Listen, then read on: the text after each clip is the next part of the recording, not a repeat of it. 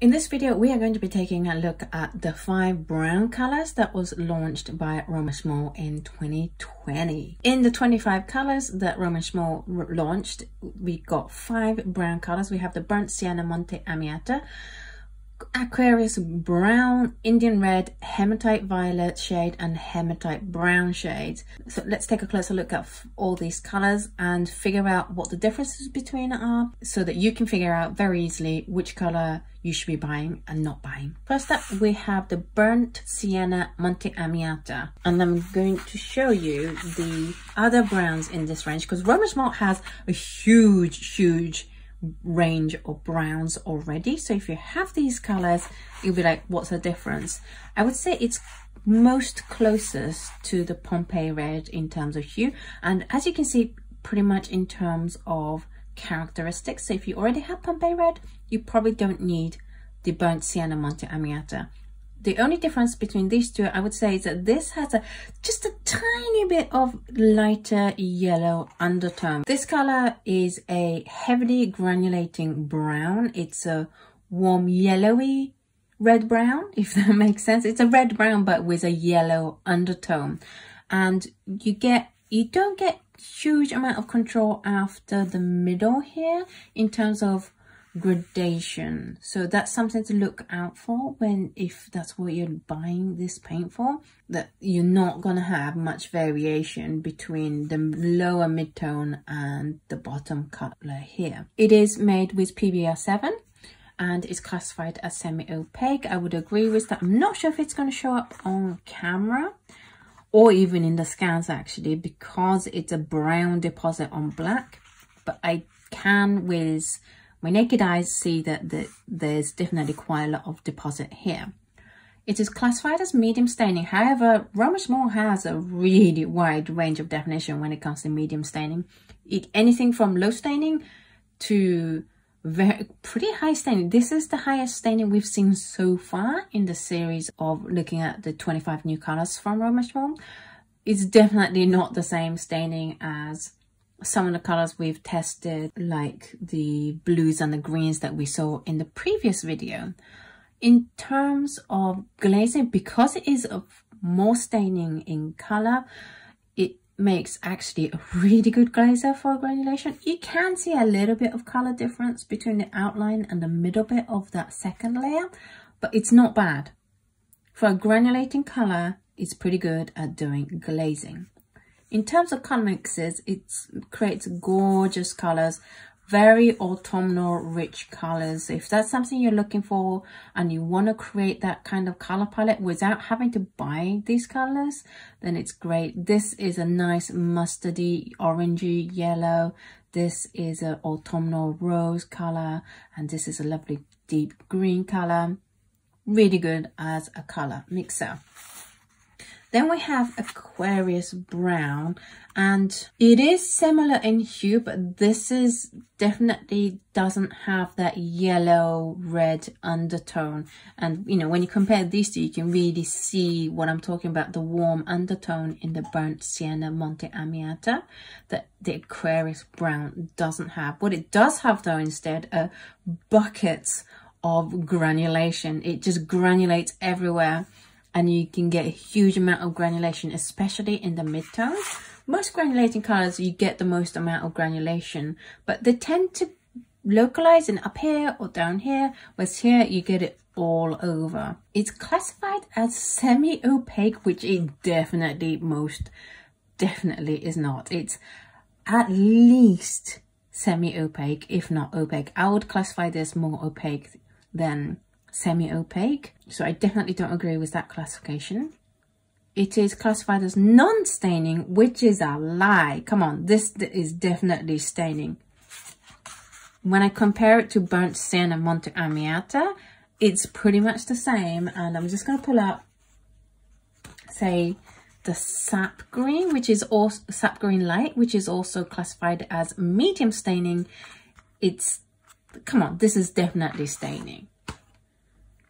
I would say these are all highly staining colors, and because it's a highly staining color, it is very good at doing glazes, although because it's a very opaque color, you don't see the layers as clearly, and that granulation gets in the way as well.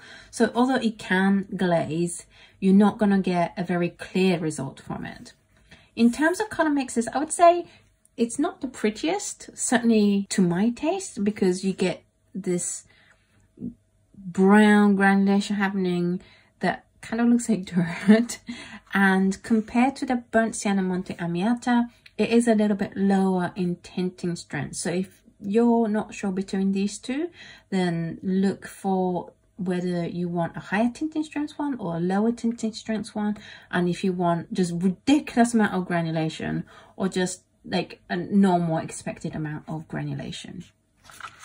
Then we have the Indian red, and oh my goodness, this Indian red is so opaque and so strong. It's beautiful, it's amazing.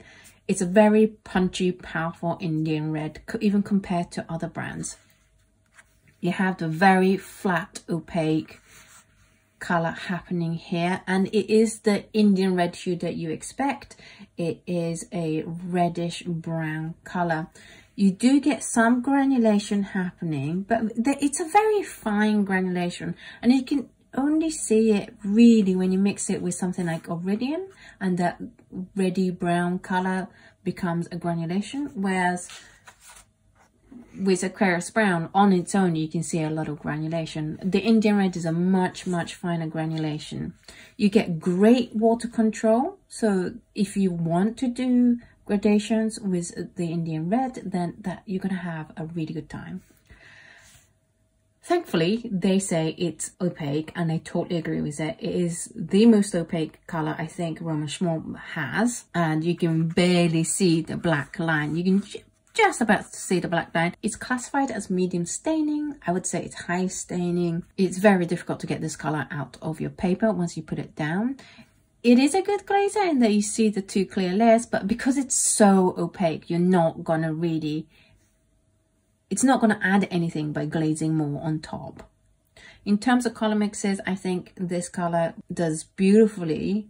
However, it is a super high tinting strength color, and therefore just watch out. Make sure you have really strong colors in your palette, otherwise you're going to need a ton of whatever color you're mixing it with and only a tiny bit of Indian red. It creates a beautiful, intense autumn, almost wintry palette with the Sailors and Queens and Brilliants. But if you have like cobalts and manganese colors, then maybe avoid using this color, because you're just going to need like a whole tube of those colors to stand up to the Indian red. Then we have the Hematite Violet shade. I'm actually going to go through these two together because we have the Hematite Violet shade and the Hematite Brown shade. They also do have a normal hematite, so I want to show it to you all three side by side. And this hematite is definitely the reddy brown color, as in it's a reddish brown color, and the Hematite Violet is definitely the cooler version, and the Hematite Brown shade is this color but with less red in it. I think, I'm not sure why they felt they needed to do all three hematites, because I don't think hematite is like a huge popular color. I would say that the sap green maybe is more of a popular color. However, let's have a look at these colors anyway. So because we don't have this kind of swatch for this, which I will be making in due course, I just wanted to make the 25 colors first so that I can put it up on the website for you to have a look. They're very similar. You definitely don't need all three or even two of the hematite colors. It's actually quite difficult to let you guys know how to pick between these two colors. One is a little bit cooler, one's a little bit warmer. Characteristics are pretty much the same. You have the heavy granulation. I would say that the Hematite Violet shade has a wider range where you get the granulation happening, whereas with the brown shade, it kind of stays closer to the matte stone and not much in the lower mid shade. Looking at the color mixes, the Hematite Violet shade is a little bit more high in tinting strength than the Hematite Brown shades, Both of them are classified as semi-opaque. However, I would say that this violet shade is way more opaque than the hematite brown shade, because I can still see the black line clearly here, whereas you can't really on here. It's way more obscure. In terms of staining, the brown shade is a little bit more staining than the violet shade, but I would say they're pretty much the same. In terms of glazing, I would say that the brown shade is a little bit better glazer than the violet shade. I can definitely see a lighter line happening here, whereas it's more even here. And with this one being more opaque, this being the violet shade being more opaque, it's not so clear in the glazing, whereas that little bit of transparency helps with the brown shade being the better glazer. In terms of texture, I would say that the granulation texture from the brown shade, I personally prefer to the violet shade. And in terms of tinting strength, as I said, the violet shade is stronger than the brown shade, and I actually had to put a whole load of Aurelians and the Quins and the Thalos in with tiny bit of hematite. I actually even struggled to do a good even color mix with these super high tinting strength colors, whereas the hematite brown shade, it was a lot easier to mix with these colors. So if you want to go for ease of mixing with these high tinting strength colors, then go for the hematite brown shade if you don't really care about the slight hue difference.